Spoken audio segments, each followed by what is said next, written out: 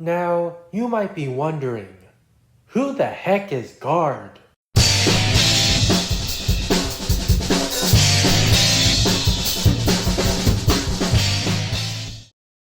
Guard is mostly known for his betrayal of Rhodes Island. He is a para in his mid-20s with no real name revealed. Moving on, he was raised in Rinbilton and his family are miners. Guard grew up in a functional home despite their working class background. However, his grandma caught oropathy and died. Guard joined Rhodes Island because he contracted oropathy, and while waiting near the lake to be departed away due to his illnesses, he was instead found by a Rhodes Island operator by coincidence, according to Guard. Anyways, moving on. So what did in Faceless NPC taught me?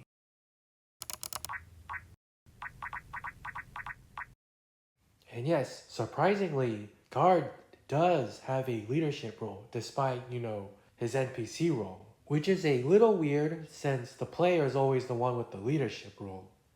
Guard is pretty much a second in command of Reunion.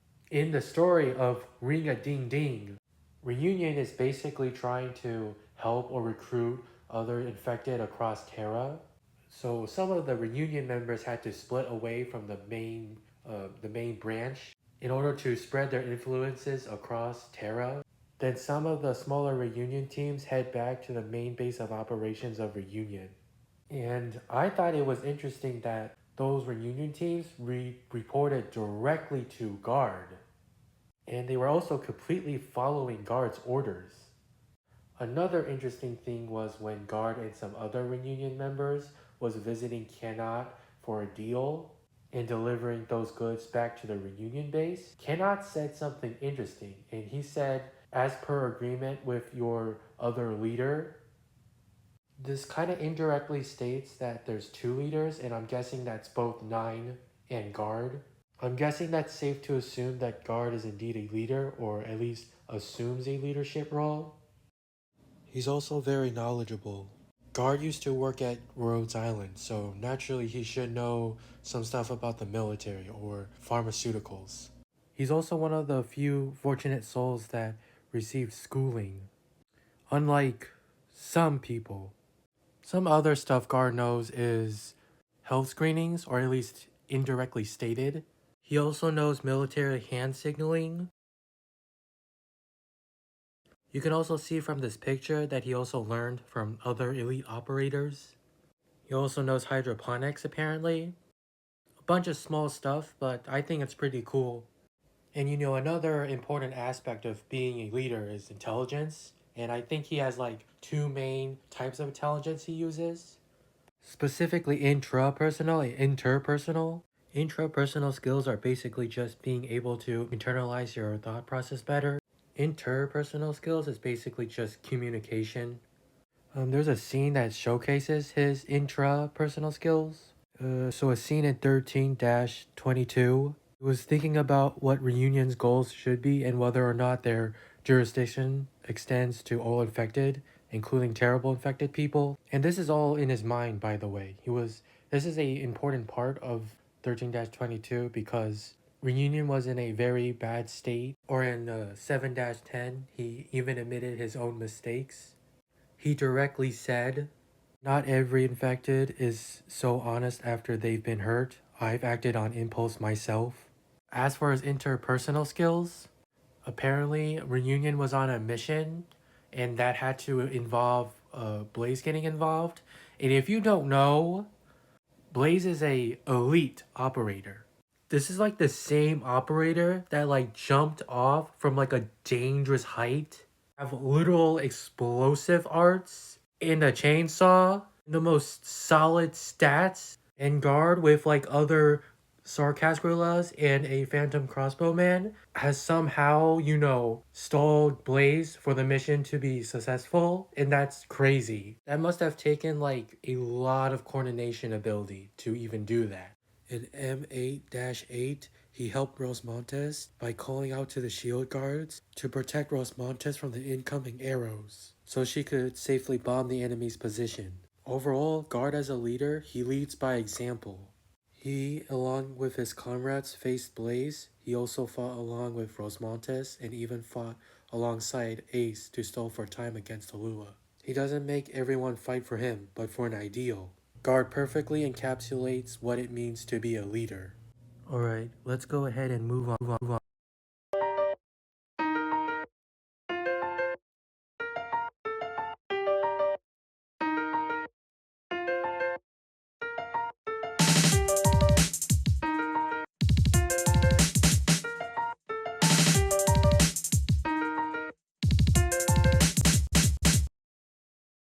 Another thing that Guard taught me was to always be the voice of reason.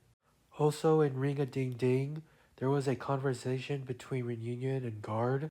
The Reunion member didn't really like the scholar working on the hydroponics because he was not infected. The Reunion member believed, despite knowing that the scholar is fighting for Reunion because his wife and daughter died of oropathy, he believed that he might start a new life, a new family, and betray Reunion if it gets inconvenient for him to fight for the affected. God responded, and I quote, "You're making assumptions based on hypotheticals. Just because someone isn't affected doesn't mean they're our enemy. We'll never make allies if we treat every act of kindness with suspicion. Cooperation needs to start from trust. Even the word reunion is all about coexistence, isn't it?" The Reunion member responded, "Did you forget about Tallulah? That can't be allowed to happen again. Then what we need is a contingency plan. Planning for a rainy day doesn't mean looking at everyone with suspicion, though." The Reunion member conceded afterwards. On the same note, a NPC by the name of Sarcast Drifter was caught reselling Reunion's medicines, which was a punishable offense. Guard, instead of punishing the Sarcast Drifter, he saw it in a positive light. He said at least the infected got their medicines. On a side tangent, this interaction between Guard and the Sarcast Drifter is a lot more meaningful if you knew that the Sarcast was more likely to get discriminated in Terra. However, that same Sarcast Drifter died, according to 13-16. He got killed by the angry infected because, quote, "When the Sarcast burned our farm and humiliated my daughter, did anyone ask why?" However, this is important. Guard said he wasn't a soldier. He wasn't a murderous devil from Casdell. He was just a wandering hawker selling his wares on the battlefield. He even helped you. It's important to note how he differentiate between a Sarcast from Casdell and a Sarcast who isn't. This one scene alone taught me a lot. People have a bad tendency to generalize a large group of people. It's not right to hate every single Asian just because you found one negative article. Because at the same time, there is a Chinese woman who founded an orphanage for unwanted children. Or how can you hate on every single black person just because you saw this one black person on the news?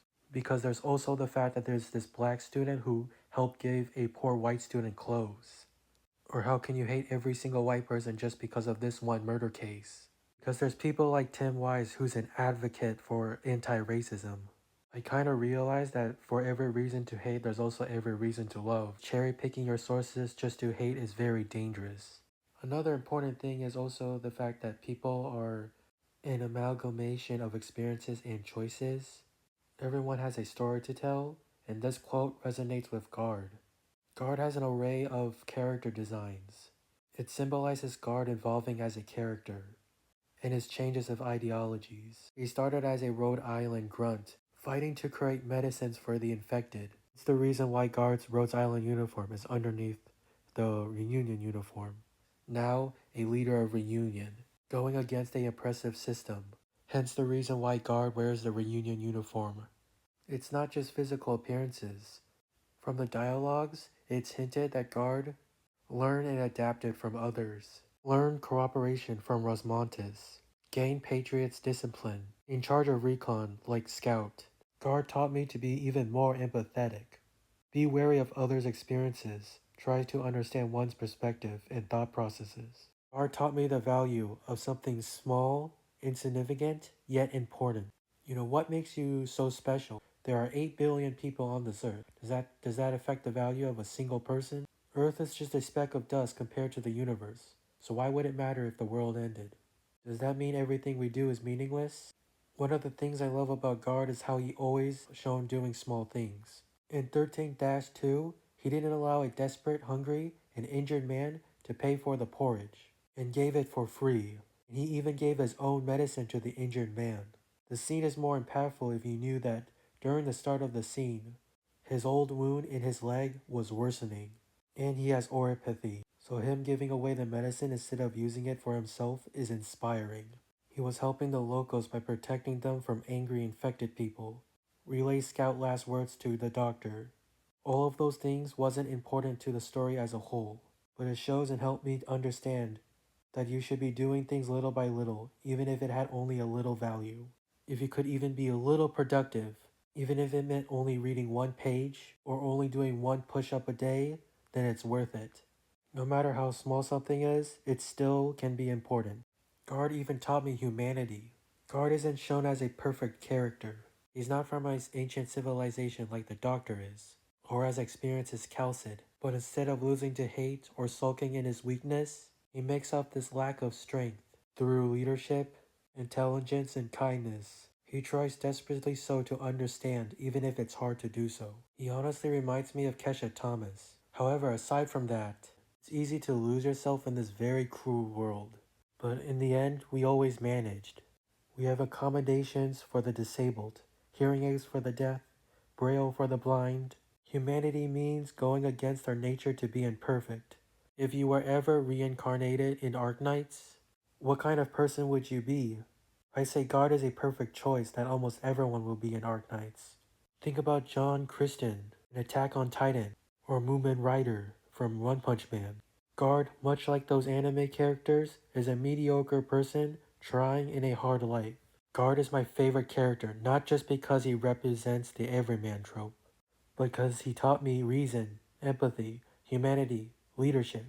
Guard, a seemingly faceless, unimportant character, has somehow made a bunch of important feats in Arknights, despite them appearing like small feats.